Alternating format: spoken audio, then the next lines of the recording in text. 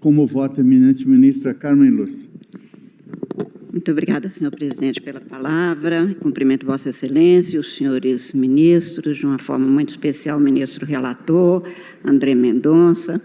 Cumprimento o Procurador-Geral da República, senhoras e senhores advogados, de uma forma também muito especial, cumprimento os senhores parlamentares presentes e todos os parlamentares em geral, mas especialmente esses que estão presentes, cumprindo sua função, seu direito, seu interesse de ver o desate desta causa, que é posta desde a década de 70. Alguns parlamentares têm impetrado mandado de segurança, alguns com sucesso, alguns não, mas para deixar claro que o acesso à jurisdição, claro, é garantida até para cumprir o artigo 2º da Constituição, no sentido de que os poderes são independentes e harmônicos, a jurisdição é prestada e, em caso de conflito, se resolve exatamente nesses termos. Quero dizer, senhor presidente, que eu cumprimento também os servidores, todos que estejam presentes nos acompanhando. Eu farei a juntada de voto, como tem sido feito, e vou pontuar os fundamentos principais do meu voto e da minha conclusão. Também, como já foi feito aqui, enaltecendo o papel não apenas do Congresso Nacional, mas especificamente das comissões parlamentares de inquérito, que têm estudos muito importantes, inclusive, e prestação de serviços muito significativos para a história brasileira, inclusive no passado mais recente, e eu mesma já me dediquei a este tema, e não tenho a menor dúvida da importância e da significação, que já foi aqui, à unanimidade, devidamente realçado. Também não quero deixar de fazer coro às observações que foram feitas sobre a importância do objeto desta comissão parlamentar de inquérito, o que também foi posto desde o voto do ministro relator, e quanto a isso acho que não houve nenhuma divergência, que é um tema sensível, grave, sério e que precisa muito de ser, como tudo que diz respeito à vida nacional, que precisa de ser esclarecido, investigado, apurado, com todas as consequências que sejam devidas. O ministro Dias Toffoli vem de dizer da importância que é na vida dele, que foi atuante ali como servidor. Eu digo que, para mim, o Congresso Nacional tem importância específica por ser uma das mais velhas na bancada, e eu fiz prova de direito constitucional em 77 com o Congresso fechado. Portanto, o Congresso estar aberto, atuante e garantido em todos os seus direitos é algo que me toca de maneira muito profunda, o que significa exatamente que, no julgamento e nos votos, nós, cumprindo a nossa função de juízes que têm a incumbência constitucional de guarda da Constituição, temos que nos ater a ela, e é isso que eu vou fazer, portanto, fazendo este realce inicial, e que é verdadeiro, não é retórico, do meu absoluto respeito ao Congresso, às comissões parlamentares de inquérito, que eu acho que cumprem verdadeiramente um papel, mas também à contenção e ao respeito integral à legislação. E eu ponho, neste caso, que a fundamentação deste mandado de segurança está basicamente alicerçada na interpretação que estamos dando e com compreensões diferentes, e é por isso que se tem um colegiado, sobre o dispositivo constitucional, artigo 58, basicamente no parágrafo 3º, se está sendo cumprido ou não, se este dispositivo garante também que, quanto aos direitos da minoria, ninguém duvida disso, até porque não apenas essa é uma interpretação adotada, como uma jurisprudência consolidada neste Supremo Tribunal Federal, e é por isso que, em tantos mandados de segurança, com sucesso alguns, com o não êxito dos impetrantes em outro, a ênfase absoluta que as minorias têm de ter direito para ter democracia. Aliás, se não tiver oposição, não se tem democracia. E, portanto, faz parte da vida democrática a presença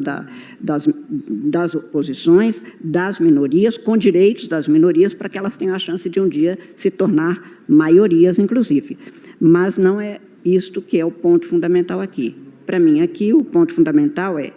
primeiro, se nós poderíamos conhecer e tratar de um assunto que está numa zona muito tênue sobre o que é interna corporis e o que não é. Se houve mandado de segurança, e houve vários, só para ficar nos mandados de segurança que exigem o cumprimento de requisitos muito específicos,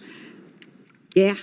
pelo dispositivo do inciso 69 do artigo 5º da Constituição, quer pelo artigo 58, parágrafo 3º, nesse caso específico, quer pela Lei 2016, que é a Lei do Mandado de Segurança. Ou seja, é preciso que a gente tenha a compreensão de qual é o quadro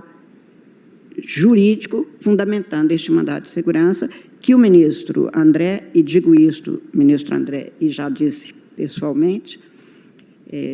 desenvolve com um raciocínio não apenas brilhante, mas profundo, fazendo o apanhado de tudo que o Supremo vem, na sua compreensão, decidindo sobre esse tema. Para mim, quando a Constituição estabelece expressamente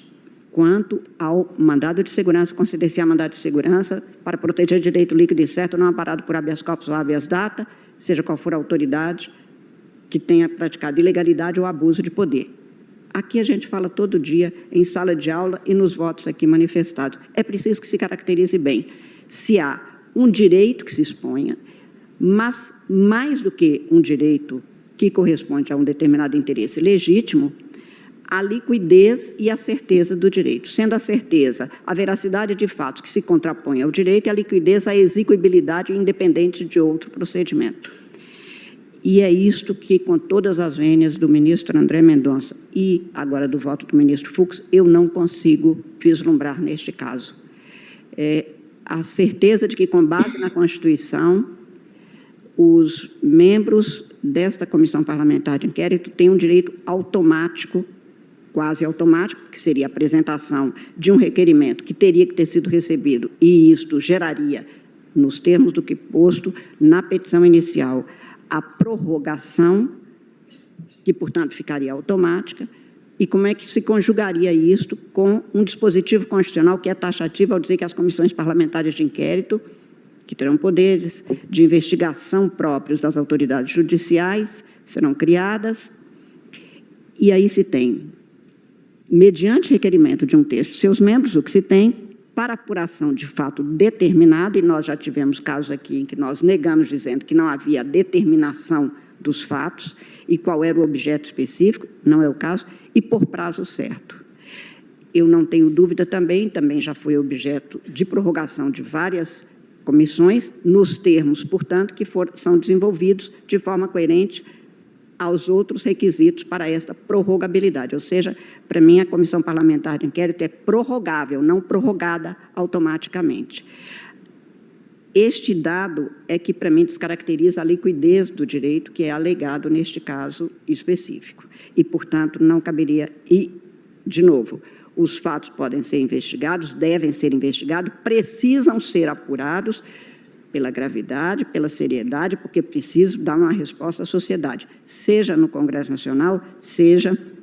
no Poder Judiciário, como estão sendo. Mas a prorrogabilidade, para mim, não é automática, ela é apenas possível mediante o cumprimento de outros requisitos. Esses outros requisitos não estão na Constituição, estão, como o ministro André Mendonça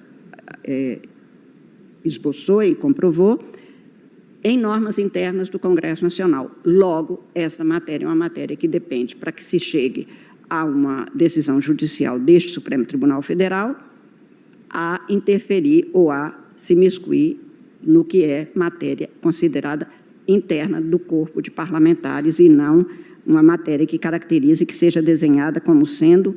uma matéria de Constituição. O cumprimento da Constituição aqui fica na questão do prazo certo, para mim. Também porque se afirma na petição inicial que, e o pedido foi formulado para que houvesse o recebimento do requerimento e a leitura automática, a leitura necessária. E consta da petição inicial que o secretário da mesa já teria dito que recebido está prorrogado. Então, haveria automaticidade. Requerimento é um pedido, é um pleito, é uma solicitação. Se fosse automático, não precisaria de ser apresentado, porque não vou pensar que um presidente de Congresso Nacional, um presidente da Câmara, presidente da República, presidente do Supremo, fosse um carimbador de alguém apresentando, e independente de ele, inclusive, conferir todos os requisitos constitucionais, legais e regimentais, ter que necessariamente acatar. Neste caso, não haveria um requerimento. Haveria um encaminhamento, quase uma notícia de fato, que a comissão teria portanto, sido prorrogado. E como a prorrogação, se fosse automática, levaria ao incerto do prazo, nós não teríamos o cumprimento dessa exigência constitucional. Esta é a razão pela qual tenho para mim que fica afastada a argumentação referente à liquidez e certeza do direito que é alegado pelos impetrantes, que postulam, como disse, algo que é legítimo no sentido de que há um órgão interno ao Parlamento que está funcionando e sobre o qual se discute, portanto, poderia e deveria ter sido mesmo trazido. Apenas, para mim, não há possibilidade de eu votar pelo êxito do que pleiteado, neste caso, ministro André, ministro Fux, exatamente porque, na minha compreensão, não há o requisito, o atendimento aos requisitos constitucionais, especificamente, portanto, a duração certa do prazo, sem a prorrogabilidade, mas como prorrogação automática. Eu faria ainda uma observação em que pese já se ter adiantado no sentido do próprio mérito do mandado de segurança, nos termos definidos pelo ministro relator, no seu muito profundo voto, é que o inciso 3 do artigo 7º da Lei do Mandado de Segurança exige expressamente que a fórmula é: o juiz poderá suspender o ato. Então, nós concedemos, ou deferimos liminar, ou concedemos mandado de segurança em caso omissivo, quando flagrantemente, ostensivamente, puder, da ausência do ato, ocorrer a irreversibilidade do resultado. Mas que se suspenda, então já há um ato. Neste caso, não há um ato. Nós estaríamos, até porque o mandado de segurança expõe uma omissão, que seria a ausência de leitura, e não a suspensão de um ato, mas o provimento de um ato para o acatamento. Por essa razão, com todas as vênias, ministro André, e, como disse, tenho reli, Vossa Excelência nos encaminhou a primeira decisão, antes de trazer, e muito se tem de conteúdo realmente refinado no voto de Vossa Excelência, como agora exposto pelo ministro Fux, mas eu tenho para mim que esta contenção do que é constitucional e do que é predominantemente regimental, a impor, portanto, a visualização de uma matéria de cuidados internos da Casa Legislativa ou das casas legislativas, é que me leva a não referendar essa liminar e, se for o caso, a denegar a ordem de segurança pleiteada. Eu não acho que essa situação tenha criado, eu falo muito isso, principalmente em sala de aula, a gente fala, mandado de segurança é uma ordem para restabelecer uma segurança pelo advento de um ato que levou a uma insegurança. É isso. O estrangeiro nem consegue entender essa fórmula, mandado de segurança, nós nos acostumamos, mas realmente tem que se ter criado uma situação de insegurança do direito para, então, a gente colmatar, para usar uma expressão pouco comum, mas que é do direito usada por nós,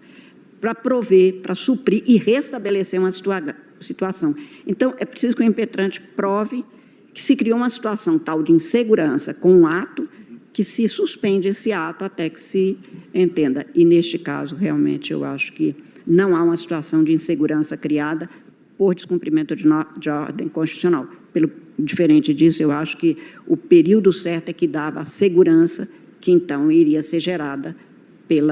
por eventual ordem judicial contrária.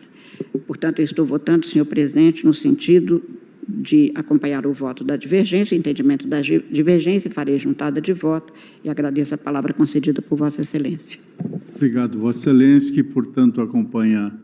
a divergência e, ao acompanhar a divergência, está no mérito denegando a segurança, que é a linha proposta pelo ministro Flávio Dino e a sugestão deduzida por Sua Excelência, o eminente ministro relator. Senhor presidente.